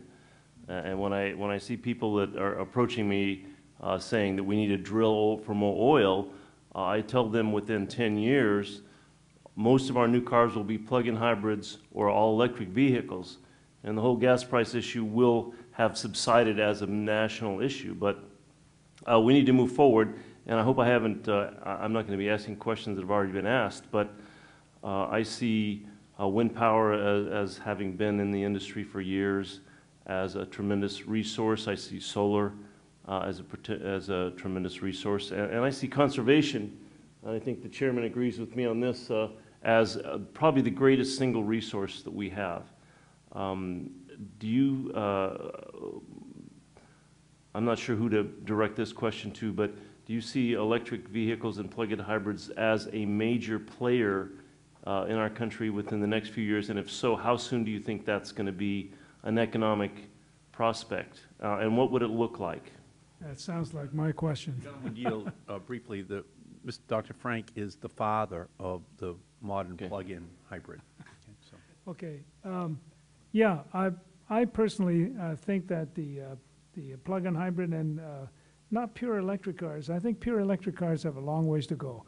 There are still issues. You can't charge very fast, and many, many issues. But the plug-in hybrid is a car that can transition us, begin the transition or the substitution of gasoline directly with electricity. And don't forget that electricity is 1/6 the cost of gasoline today. So as gasoline prices go up, that differential is going to get higher. And the most important thing is we have the technology to do that now. And the main question is, how do we get millions of cars out there? And by the way, millions of cars translates directly into jobs, because it takes people to make those things. So we have to look at the new technologies that the OEMs are looking at, General Motors with the Volt and so on. But we also have to look at legacy vehicles, the vehicles that we've already constructed, the pickup trucks that are sitting on the lots that can't sell right today. $25,000 pickup truck is selling for $12,000. There's a $12,000 difference that we can be used for conversion of that truck into a plug-in hybrid. Now, that plus some help from Congress, I think, is what we need to think about, how to get that in so that the people, if we bring that plug-in hybrid up to the the pickup truck up to a plug-in hybrid standard, we can restore the value of that car, and that car then can go back into the public. And you feel that can be done at a lower cost than constructing a new vehicle with those characteristics? Well, yeah, no, actually, here's the problem with conversions. You're taking a car that's already been, you put a lot of capital investment, you're going to add more capital, half the cost of it again, just to convert it. So somebody's going to take that hit. And at the moment, it looks like the bank. But if you build plug-in hybrids from the beginning by the OEMs, I calculate that when the volume gets up to 500,000 vehicles a year or so, that plug-in hybrid could be par with a conventional car. Right. And that's where we have to go. But that's not going to happen unless we get a little incentive to get us over that initial hump. And by the way, we don't necessarily have to use gasoline for the non-electrical part. We could use biofuels, so in a sense we could have an entirely right. Based on renewable energy. And may I add, Ms. Zoe, I'd like to sort of address a general question. The whole climate change issue has the public's attention now. Do you think that that is something that we're going to be able to use to inspire and motivate the next generation to participate in scientific enterprise and move that forward as a strong issue for our nation? Oh, absolutely. And if you ever get tired of being a congressman, you can come and join our team, because we have exactly that in mind. We have this We campaign. We've already recruited nearly 1.5 million people, and one of the things that our research is showing us is that across the political spectrum, people from all walks of life, no matter whether they're city or country, rural, urban, young and old, all believe in the promise of clean energy. Even if they actually wonder about some of the climate change issues, they still believe wholeheartedly that going on a path to clean energy is going to help the country, it's going to help their livelihoods, it's going to help kids. And a lot of our members, a lot of our We campaign members are young people. And we're just getting going right now on a solutions campaign that'll roll out in August, and you'll see it on television, you'll see it in bus stops, you'll see it everywhere. Again, to motivate people and get them excited about participating in this clean energy revolution that Al Gore has called for. Thank you. I see my time has expired, Great. and I yield back. Thank you. Gentleman's time has expired. Chair will recognize himself on a second round of questions. And I want to follow up on what Mr. McNerney was just talking about. So, Dr. Frank, let me come back to you. I have a 2-year-old Toyota Camry hybrid that the sticker says gets 40 miles a gallon. Yeah. Doesn't quite get that, but it's a lot better than a regular Camry gets. That's About right. 13, 14 miles a gallon better than a regular Camry, which is the most popular mid-sized vehicle in the United States and has been for 7 or 8 years. And I'm very happy with it. So what can you do for me, Dr. Frank? I have A123. A123 is up in my district. Right. They do retrofits. Right. Talk to me a little bit about what's possible in this retrofit business area over the next 10 years and how it can become appealing to people to take a vehicle that gets 40 or 30, and with some investment get it up to 60, 70, 80. What's the formula for making that work? Yeah, there's a whole bunch of things that you brought up in that one question. The first thing is going to the plug-in hybrid is really not about increasing fuel economy. It's about displacing oil. And because when you go to a plug-in hybrid, you're using electricity and not gasoline. So yes, if you calculate in some funny way, you get better fuel economy. But I like to look at it, if you saw my chart on the board, as displacing oil and on an annual basis. So I calculate that a plug-in hybrid with 50, 60 miles of all-electric range would displace 90% of the gasoline with electricity, and 10% of the gasoline will be used on that particular car for the same driving. Now, would you say that's going from 20 miles per gallon to 200 miles per gallon? You could say it that way, but that's really not what's going on. What you're doing is you're displacing energy from liquid fuel to electricity. And the most important thing about electricity, of course, is one-eighth the cost.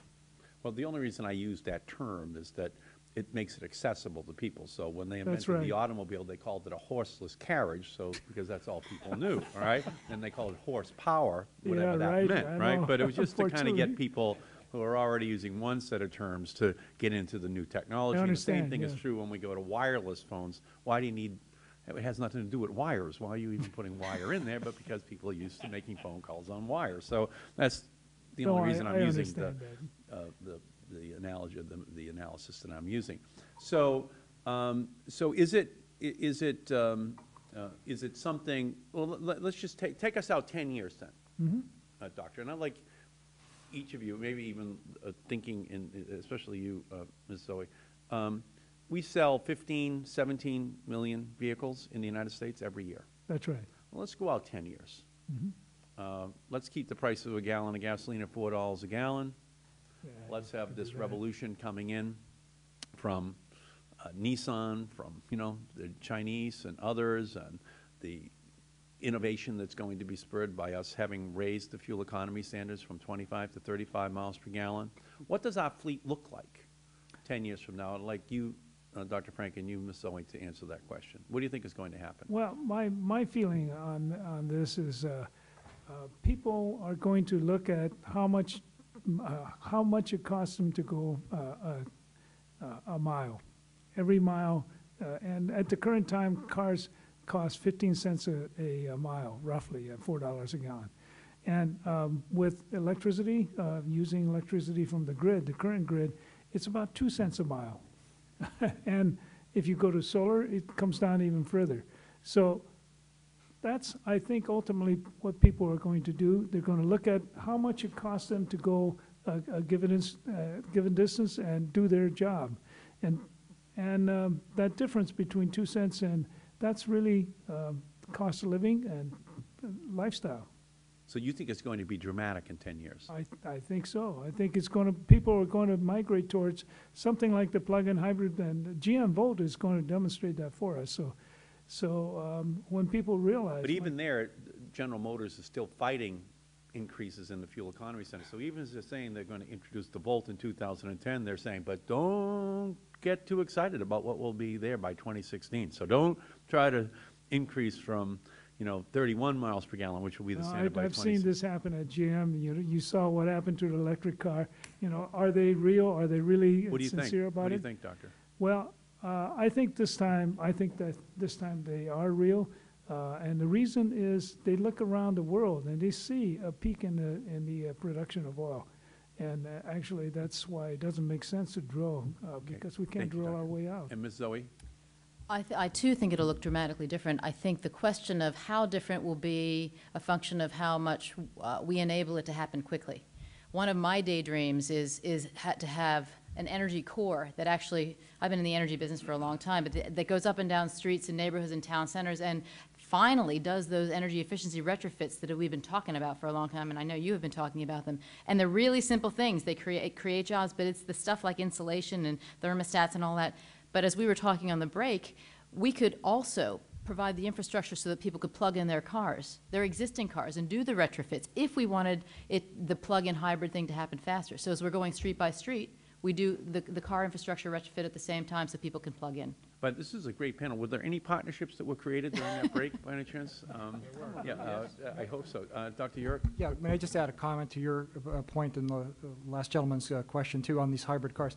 You have to have the grid to support this. There is no wireless transmission of electricity, so you need the grid to support. And just one data point for you to consider, Con Ed, Consolidated Edison in New York City, concluded a couple of years ago that a 5% penetration of plug-in hybrid vehicles in Manhattan would increase the rate of electricity demand by 50%, 50%. And they just don't have a grid to support that. That's what they concluded and stated publicly. Who concluded that? Consolidated Edison. So, in fact, what about this argument that when people are plugging in, they're plugging in at off-peak hours, and and that you don't need a dramatic increase in the electrical generating capacity? We've all been in New York City, and the lights stay on pretty much well into the night. And you know, it's during the day when the taxis are running around. They have to charge up periodically when the delivery vehicles are coming in. So yes, there'll be a lot of off-peak charging by residential folks in your home, your apartment. But there's a lot of other vehicles going around that need to charge up all the time. So just a 5% penetration, it gives a great increase. You're not that optimistic then. I know. I am optimistic in the following sense. We're working with Con Ed right now. They recognized it, and they're taking action. They want to create the Internet of Power in Manhattan, and we're about to connect the first 2 substations in Manhattan to start that process. All those things have to happen for the vision of 10 years from now to actually come to completion. Okay. And I'll let you have the final word, Dr. Frank. Dr. Frank? Yeah, that's the intelligent grid. That's what we're referring to. I calculate with an intelligent grid, we don't have to increase the power at all. As a matter of fact, PNL, the National Lab of Northwest, they calculate that actually the current grid has enough energy to support 80% of the cars in this country today. So there's not a problem. But maybe we can get them to come in and work with New York City. Okay, that might be maybe. But the key is in an intelligent grid. We have to have a smart plug. That plug doesn't take energy out. Batteries is one of those things that don't have to be charged all the time. You plug it in. That doesn't mean energy has to flow. Right. It only has to flow at the right time. And that's what an intelligent grid is all about. Thank you, Dr. Frank.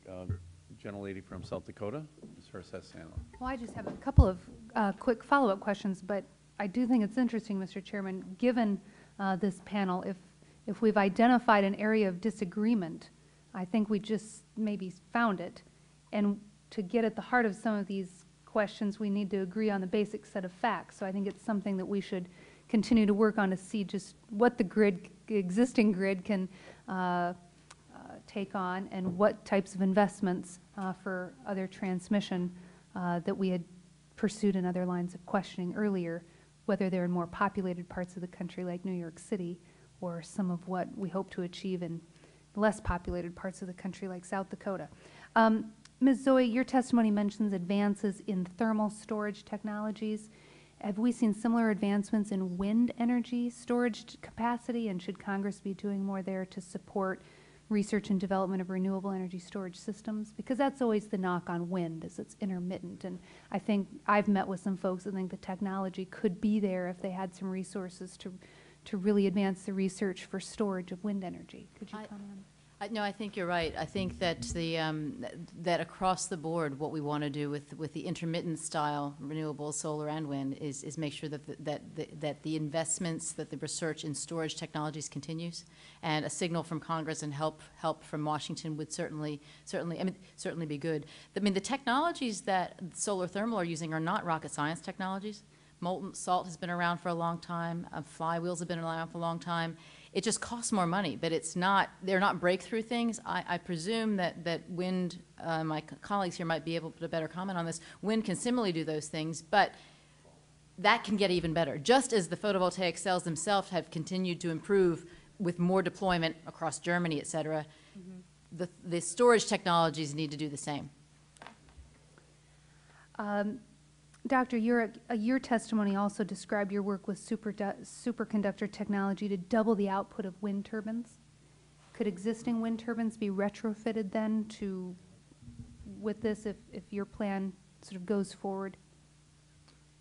I don't think that would be a particularly effective way to go. There are some instances where that might be possible, but it would be very specific generators that you'd have to go back and retrofit. So I wouldn't hold that out as a terrific way to go. Okay. And my last follow-up, Mr. Lockard, you had talked about certain states and efforts of certain states to bring wind component manufacturing and test facilities to their states. And you described incentives that are being provided at the state and local levels for training grants and building buy-downs. What are some of those key incentives that local and state governments have offered? Yeah, state of Iowa has been very progressive in terms of training grants, building buy-down programs to help with offset the cost of a new building. Building large blades, for example, require big buildings. Oftentimes the building's not available somewhere already. States of Texas, Massachusetts have both put significant money forth to develop blade test facilities that they hope will be expanded to further R&D for offshore, further manufacturing capabilities as well, as the chairman understands. So there's pretty significant dollars available. On the R&D side, we'd like to see more cost-sharing win-win-win programs with industry, state, and federal dollars, stretching the federal dollars further that way, doing some more of the higher risk, higher return R&D to drive down cost and do some of the things that have been described here. Those monies are available. Okay. Thank you. Thank you, Mr. Chairman.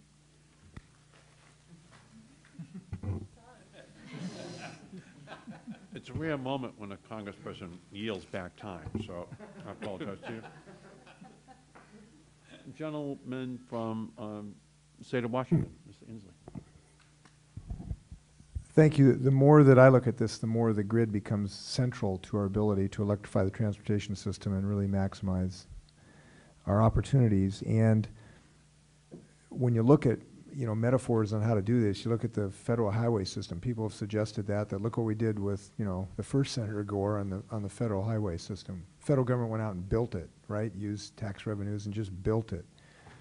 I'm not sure that's the right model for this, for either a high DC or just an improvement of our AC system. I would like your thoughts on really how to finance that and who should do it. Now, I've introduced a bill that basically we call the rural energy superhighway system that would basically spread the costs, create a lines charge, and spread the cost at least regionally for those who are going to build a system to get out to a renewable field, wind or solar or whatever, geothermal, whatever we're going to use. So it would create through a line charge system that entity that built that line would essentially be able to benefit from. Is that adequate? And if that's not adequate, should the federal government really assume responsibility for building a DC backbone? Is that really the only entity available to do this?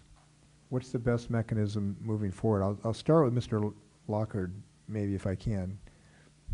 Yeah, I think others may comment a little better than I about the DC-AC issue, but the 20% wind work that's been done recently identified transmission infrastructure that does need to be built by someone somehow, but also real constraints from a planning standpoint and just control areas. I think it was mentioned earlier by one of our colleagues about just who has control over how wind gets generated and then distributed through multiple regions, from windy regions to load centers. So it's not just building the infrastructure, but also control area optimization.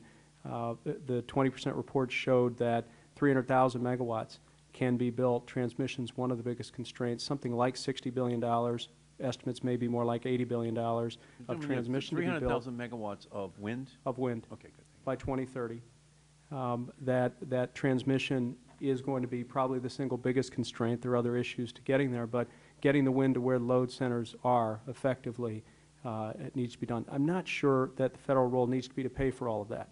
It seems to be that there's definitely planning and logistics and dealing with the way those decisions are controlled today is a place to start. Storage could help augment and probably reduce some of the cost of that system as well. Mr. Urick? Yeah, if I may comment, we have an alternating current grid, an AC grid for short, and you can't legislate the physics of the grid.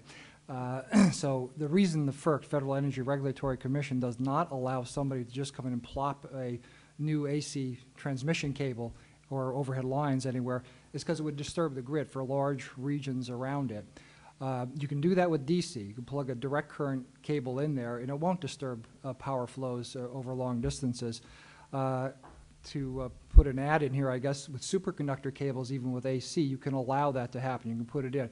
So your thought, I think, is in the right direction, to allow somebody to charge for the use of that line and make money on it. Therefore, they'd make the capital investments, but you can't do it with conventional technology. Once again, you're going to have to go to advanced technologies to allow, or you'll be forced to go to a DC backbone, as you say, which is still a good idea anyway. But for local, rural, you probably are not going to be able to just allow that for AC when I systems. said rural, that was as much marketing as anything else. I don't mean for rural usages. I mean that's where it would just be located.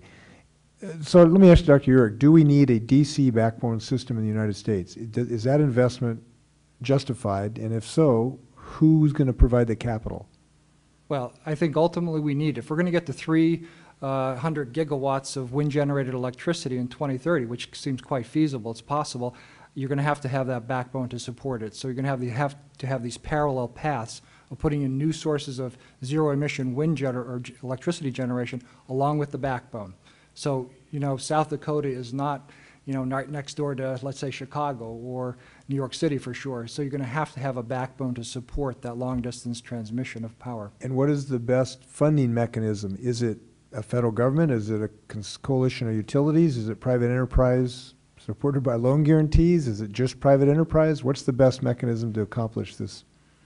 You know, I think if there was some support, loan guarantees and so forth for private enterprise, you think of this as, you know, putting the first bridge across the Hudson River. It was a toll bridge, and it allowed a lot of traffic to occur west to east and reverse, but it was private financing for that. We ought to give that a shot, I would say, but if that's not going to work for some reason, if we can't handle the regulation around the grid in a proper way, then I think the interstate highway system approach is probably the way to go. Just to add something, I mean, I think speed is important. So, and I recall, I mean, unfortunately in California last year there was a terrible road problem where a bridge or an overpass on one of the interstates in the East Bay fell down. They had to fix it really fast. So the governor of California created a contract, you know, bid out the job to a bunch of other infrastructure, civil engineering companies, and the terms of the contract were every day that you finish sooner, you get more money. And the project was anticipated with the government department had said, this will take 12 months to fix this road. And they got the job done in like 3 months because they had a financial reason to do it fast. So that was the innovation of private enterprise, but the bill was paid by the government. So I think it's so important that we get this DC backbone, and I think it's such a big enabler of T. Boone Pickens projects and Osris projects in the Southwest and so many projects around the country that it might just be worth it for the government to bankroll it because it's not that much money to get going. Thank you. Dr. Frank may want to add something. Yeah, I have a, you know, I've heard storage 3 or 4 times. Mm-hmm. The plug-in hybrid is the storage mechanism. Right. We don't need additional storage. One of the things about wind, without storage, 20% is maximum. If you had storage, you have plug-in hybrids in society where you could take energy into and out of the car, you can go to 100% wind. Yeah. Dr. Frank, I got to drive one of your geniuses, a Toyota Remix, yesterday. It worked like a charm. So thank you for your genius. Yeah. And I worked my way through college driving an ice cream truck. Oh. So I had to plug it in to the side of the house every night, you know, and Nothing wrong with that. it would just jump out, took 5 seconds, plug it in, Yep. and in the morning, rather than having to go some other place, you know, to go get my ice cream, it was already inside of my truck and ready to go and ready for sale. So the only thing is, my father didn't get to park in the driveway, which was Right, another issue. by the I way, had to but- get my but- mother on my side on that. But there's going to be a lot of issues, by the way, within families as to who gets to pull into the yard and plug in. But we'll figure that out when we kind of hit critical mass and plug-in vehicles. Gentleman from Missouri, Mr. Cleaver, is recognized once again. Thank you, Mr. Chairman. I have one, actually, Mr. Inslee pretty much dealt with what I wanted to ask you. T. Boone Pickens, of course, said it would cost $200 to $300 million of private investment, his own money, to begin his wind farm. And I agree. I think Mr. Zoe had said this. I mean, any money we spend is good money, as far as I'm concerned. You can imagine well, maybe you can. We don't have to imagine. We know that, trying to get such an appropriation, if the government is expected to be involved, it's going to be Herculean. I mean, we're still dealing with people who deny global warming. I mean, it's in Congress. So is this something that the private sector can do without much participation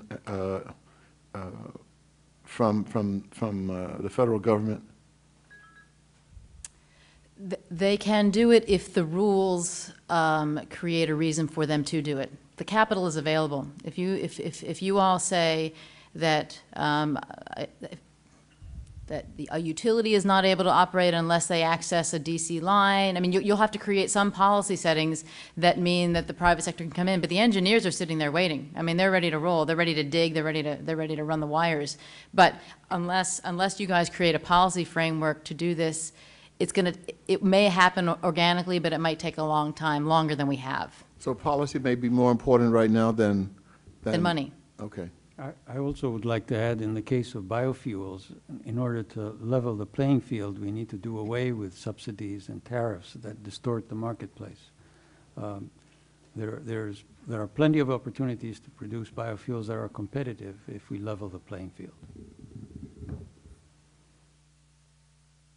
Anyone else? Thank you, Mr. Chairman. Okay, great. Gentleman's time has expired. The chair recognizes the gentleman from California, Mr. McNerney. Thank you, Mr. Chairman. Mr. Petrinos,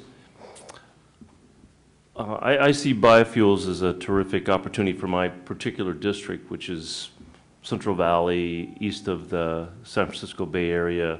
There's a deep water port there. There's agricultural assets.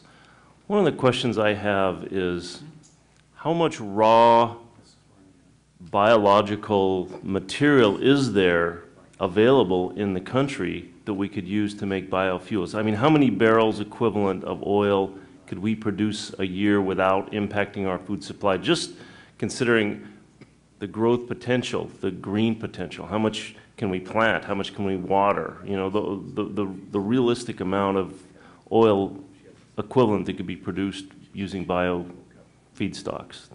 So there have been several studies that have been conducted to get as good an evaluation of the available biomass. And the Department of Energy and the Department of Agriculture joined forces a couple of years ago, 3 years ago, and produced the so-called billion-ton study, and concluded that there were at least 1 billion tons per year of biomass that could be devoted to biofuels. And if all of that was converted into biofuels, we could certainly replace more than 20% of the gasoline consumption in this country.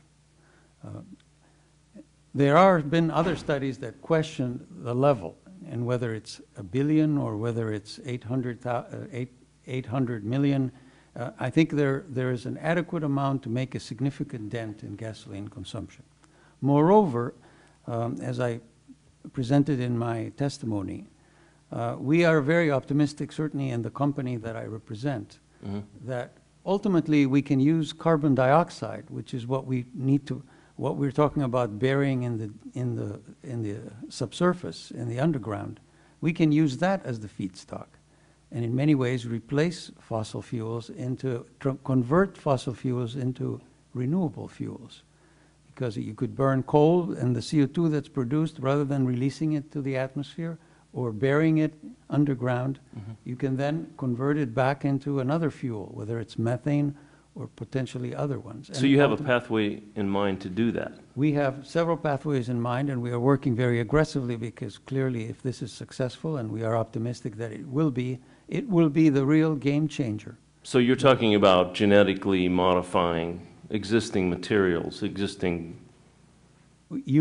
well, we are already, I mean, the community is using genetically modified organisms for conversion. Right. DuPont to get to where we need to go. E. coli to produce propanediol in the... Right, so from where we are today, there's a significant amount of biological engineering that needs to be done to get to where you're talking about, is that right?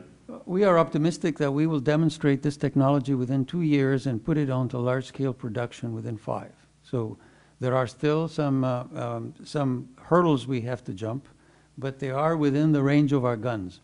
Would the gentleman yield briefly? Sure. Yeah, so when we all kind of incant carbon capture and sequestration as the potential answer, you're saying that that might not be the answer, that there may be other pathways, and you might be within 2 years of demonstrating a pathway Indeed. that converts the carbon into something that's more useful and doesn't require any sequestration at all. Absolutely.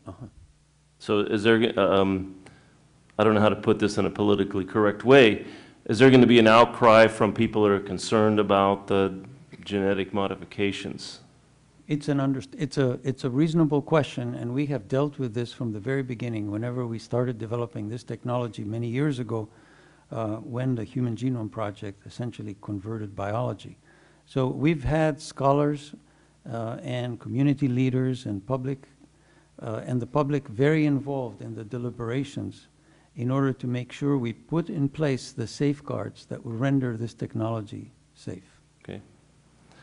Geez, I've used all my time on just one question, Mr. Chairman, so I'll yield back and maybe I'll get another chance. I'm afraid this is it, but you do have 32 seconds left. Well, I was going to talk a little bit about carbon fibers and wind turbines, but you've sort of gone off, Mr. Lockhart, in talking about buildings, making buildings more efficient, which is a huge sink of energy and a huge source of carbon dioxide. And I don't hear too much discussion in that. Is that an area that your company has a hold on? Or is there any technology out there that we can say, here's a great path forward for people to rehabilitate their buildings, make them efficient, help reduce this enormous drain of resources into heating and cooling buildings? Yeah, I think my comment on the building related to state incentives that have been made available to us to help create jobs. It was the comment a little bit ago at any rate. And new buildings that we're building, we're working on trying to be conscious in that way, but I'm not sure there's any specific breakthrough there that I was trying to comment on. Okay. Gentleman's time has expired. Okay. I apologize to him. Okay, I yield back. All right, so we're going to wrap up the hearing right now, and we're going to ask each of you to give us your 1-minute summation of what you want us to remember about the capacity here for technology to solve this problem, to give us a pathway to energy independence and a solution to global warming. We'll begin with you, Mr. Lockhart. Yes, thanks again for the time and availability today. I think from a wind energy perspective, 20% wind is a feasible goal, perhaps more with good cost-effective storage. Big constraints are transmission-related and federal policy, boiling it down. We have a unique opportunity in wind to create U.S. manufacturing jobs, unique in part because the size of the components we build are physically very large. Transportation is therefore expensive from places like China and Mexico. We have a unique opportunity with 20% to create 500,000 U.S. manufacturing jobs in this time frame. Federal support is critically important to make the pie big, make the volume high, make the volume stable. So stability of policy and of course, again, just urgent requests really related to the current PTC. It's an issue today, before recess, after recess. It's an issue today. It's a pretty pressing issue for our industry. Jobs will be lost in 2009 already. So just ask for urgent action on that. Thank you. Just a quick yes or no on this. Do the witnesses support or oppose the renewal of the production tax credit for renewables? We certainly support it. Support. Yes. Support. Support, yes. Dr. Petrinos, your conclusion. Thank you for this opportunity. The revolution of genomics, led by scientists like my colleague Craig Venter, have really transformed biology into the game changer for the challenges we face dealing with the energy crisis and the climate crisis. These new tools, the scientific tools that have been enabled through the genomics revolution, will give us the opportunity to produce the right and the copious amounts of bioenergy, and especially biofuels, to convert much of our transportation and energy system in a renewable way, especially the revolution of using carbon dioxide as a feedstock for bioenergy would be a great part of the game-changing element. What we do need, as I mentioned earlier, is leveling the playing field for alternative fuels, as well as promoting sensible regulations with respect to the synthetic genomics technology that we've developed. Thank you, Dr. Petrinas. Dr. Frank. Thanks again for inviting me. I'm delighted to be here to contribute. Most important thing I think to realize about the plug-in hybrid is we're talking about a plug-in hybrid. Once we get to about 50% penetration into the vehicle market, of reducing our oil consumption substantially. And as a matter of fact, substantially is what, Doctor? Substantially meaning 80 to 90% of oil. So once you get to that stage, biofuels become practical. The 20% that was stated earlier, we don't have to go any further. We don't even have to have more. So the point is but to get there, we're going to have to do more R&D, and the federal government. By the way, I've developed these plug-in hybrids over the last 25, 30 years with no funding from the federal government at all, but we're going to have to step that up because now the key is to get these cars into the hands of the public. That means development and deployment. We have to do that through government help. It's not going to happen by itself. Thank you, Dr. Frank. Dr. Yorick. Thanks for having me here today, and thanks for the committee being formed. I think you're doing just the right things. I think we have the genius, I think we have the inspiration, I think we have the drive in this country to solve the problems we face. I think we can be energy independent. We need new sources of generation, whether it's solar, thermal, or wind, you name it. There's more technology that has to be developed and can be developed in this country. You need energy storage devices, whether it's flow batteries or flywheels or what have you. The technology is there. It's ready to be developed and brought to the fore. And you're going to need a grid to support it all, to get it to the customers in a timely way with high efficiency. And I think everybody's agreeing with what I've heard today about increasing the efficiency of operation of our industrial systems as well as our residential and commercial buildings. Motors use up 2/3 of all the electricity in this country. Use it up, burn it up. We can make those much more efficient and we can have big savings. So a lot we can do. This committee is on the right pathway. Keep it up. Thank you, Dr. Yorick. And Ms. Zoya. I'd like to close with just talking a little bit about the politics. When Al Gore issued his challenge 2 weeks ago, there was some nervousness among the sort of intellectuals about how ambitious it was. The response from across America, from editorial boards and citizens, has been that it's very, very enthusiastic. So I guess what I'd like to leave you with is go bold, be bold. We have the technology capability. We have the know-how, we have the wherewithal, and the American people, I don't know about inside of Washington, but the American people are rising to that challenge and have an appetite for something big that we can really demonstrate our can-do spirit again. Thank you, Ms. Zoya, very much, and thank all of you for being here. You know, I realize that people want big, people want game changers. Back about 3 years ago at Boston University, they gave me an honorary degree. On the same day, they gave one to Saul Bellow, and they gave one to Craig Venter. And I was the lowest coin in that realm. But then they saved their cheers for the final honorary degree recipient, which was Bill Belichick, who had just won 3 Super Bowls in a row, which seemed to be impossible in Boston until his arrival, right? And he was being rewarded with this enthusiastic response. Now, what Craig Venter had done, of course, was completely change the way we view medicine. In 1900, the average age of death was 48. This year it's 79. But we know that with all these breakthroughs that 1 in 3 children born today in the United States will live to the age of 100. And it's a lot to do with what Craig Venter has done and others in all these breakthrough areas. Tremendous changes. When Al Gore was Vice President, and I was the lead Democrat on the Telecommunications Subcommittee back in 95 and 96 when we were passing the Telecommunications Act. We had analog all across America. No one had no one had broadband in any home in the United States. But our goal was to move from narrowband to broadband, from analog to digital. That was the goal. Well, 1997, people started getting broadband. Did we know the names of the companies? Of course we didn't. We didn't know the names were going to be Google and eBay and YouTube. Who knew what the names were going to be? All we knew was we were empowering technologists, right, to go out there and to do it. And 10 years later, the world is non-recognizable. No one even remembers before broadband. It just seems like it's ancient history, and it's only 10 years, which is why the Vice President's goal of 10 years is realistic, is as long as we get the policies right, as long as we set it up so that we're empowering the same kinds of people that we empowered in the Telecommunications Act, the same kind of game-changing, technology innovating companies and individuals that we did in telecom. And I don't think it's a coincidence that the two wires going down the street for 100 years were the telephone wire and the electric wire.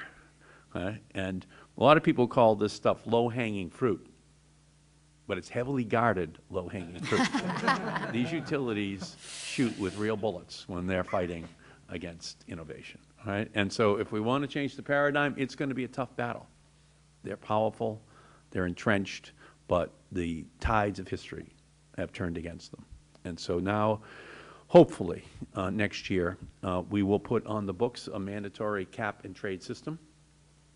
We will be at Copenhagen as the world's leader, not laggard. We will have a position of moral and political integrity from which we can be finally speaking, and we will be empowering the great innovators who are here at the table here today. Each of you, in your own way, is pushing the edge of the envelope. You are trying to change the world through your technologies and through your political activism. And for most of what I've heard this morning, we don't have to wait for the breakthroughs. You've already made them. We're not waiting for a new invention. You've already made them. And the sooner we get them out into the marketplace, is the quicker they'll be improved, the quicker that they'll be modified, and the quicker that we'll get the solution that the planet needs. And I'm very confident that 2050 will be a year in which we all look back and wonder what the big debate was all about back in 2008 about the price that the economy was going to have to pay, because the world will have been so transformed, and the people sitting at this table will have played a big role in it. And we thank you for it, and we thank you for being here all afternoon. With that, this hearing is adjourned. Thank you. It was nice meeting you guys, too. Great.